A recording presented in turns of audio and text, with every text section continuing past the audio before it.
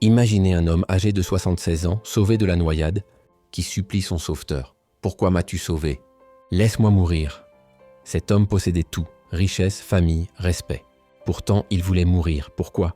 Parce qu'il avait vécu toute sa vie sans découvrir son véritable but. Chaque homme naît avec une mission divine.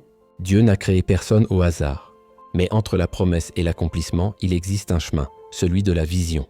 Dans son livre « À la poursuite de la vision », le docteur David Oyedepo nous révèle comment découvrir, suivre et accomplir la vision que Dieu nous confie. Ce livre n'est pas seulement une lecture spirituelle, c'est un manuel de destinée. Suivons pas à pas cet enseignement inspiré pour apprendre comment vivre la gloire de notre appel. Chapitre 1 – Vision et direction divine. La vision, ce n'est pas un rêve ou une extase. C'est la révélation du plan de Dieu pour ta vie. Chaque être humain est conçu pour un but précis, tout comme un fabricant crée un produit pour une fonction particulière. Découvrir ce but, c'est recevoir la vision. « Avant que je te forme dans le ventre de ta mère, je te connaissais », dit Dieu à Jérémie. Découvrir ta vision met fin aux luttes, car tu entres dans le domaine pour lequel tu as été créé. Mais la vision seule ne suffit pas. Il faut la direction divine, savoir comment accomplir ce que Dieu t'a montré.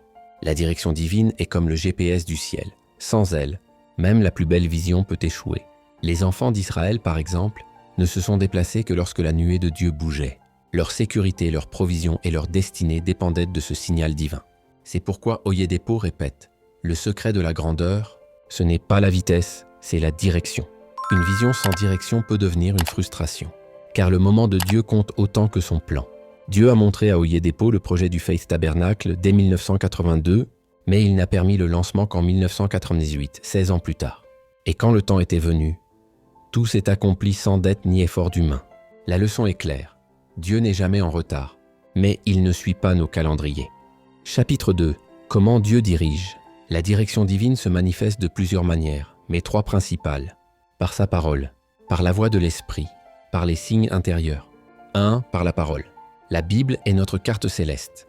Ta parole est une lampe à mes pieds et une lumière sur mon sentier.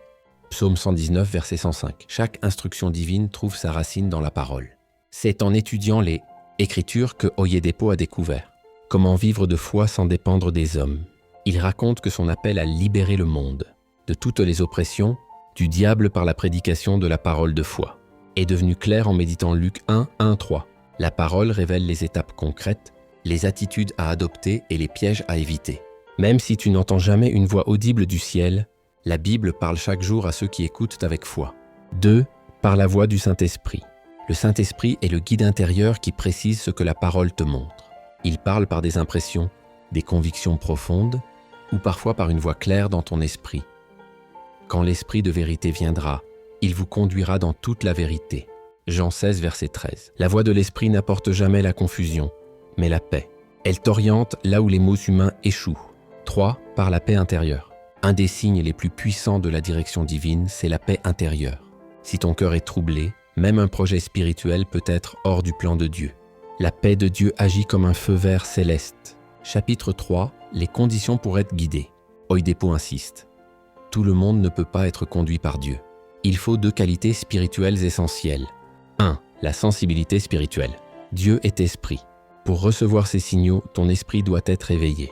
Un homme charnel ne peut pas percevoir les instructions divines. La nourriture spirituelle, la parole, la prière, la louange, garde ton esprit sensible aux signaux célestes. L'homme ne vivra pas de pain seulement, mais de toute parole qui sort de la bouche de Dieu. 2. La douceur. Le doux, il guidera dans le jugement, et le doux, il enseignera sa voix. Psaume 25:9. L'orgueil ferme la porte à la direction divine. Moïse, décrit comme le plus doux des hommes, entendait Dieu clairement. La douceur, c'est reconnaître que sans Dieu, tu ne peux rien faire. Quand ton cœur devient docile, le Seigneur te conduit pas à pas, phase après phase jusqu'à la gloire promise. Chapitre 4. Vision, ambition et accomplissement. Oyedepo fait une distinction cruciale. La vision vient de Dieu. L'ambition vient des hommes. L'ambition cherche à prouver quelque chose. La vision cherche à obéir. Hitler avait une ambition, mais George Müller avait une vision, celle de nourrir les orphelins par la foi. L'un a détruit, l'autre a bâti.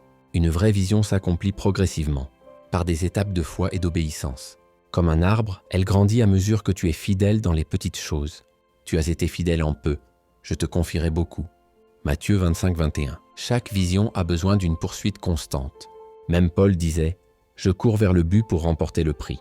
La vision qui ne croit pas est une vision morte. Chapitre 5. Les fruits de la direction divine. Lorsqu'un homme suit Dieu, sa vie porte des marques évidentes.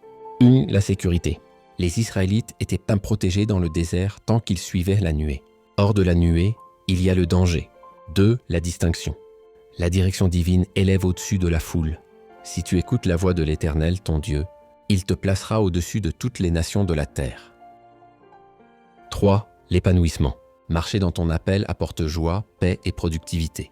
Quand tu es à la bonne place, les cieux coopèrent avec toi. 4. La promotion spirituelle. Dieu vérifie chaque saison de ta vie. Quand il te trouve fidèle, il t'élève à la phase suivante. C'est ainsi qu'un kiosque peut devenir un empire et qu'un ministère local peut devenir mondial. Conclusion. Devenir un homme de vision. La vision de Dieu n'est pas un rêve, c'est une responsabilité. Chaque enfant de Dieu porte une semence de gloire qui ne s'épanouit qu'à travers l'obéissance à la direction divine. David Oyedepo en est la preuve vivante. Chaque pas, chaque décision, chaque construction a été inspirée par Dieu. Et il nous rappelle « Suis-moi, et je ferai de toi ce que tu dois être ». Matthieu 4,19. Alors, avant de courir, écoute. Avant d'agir, attends sa voix. Parce qu'un seul pas hors du plan de Dieu peut coûter toute une destinée. Mais un seul pas dans sa volonté peut te propulser dans ta gloire éternelle.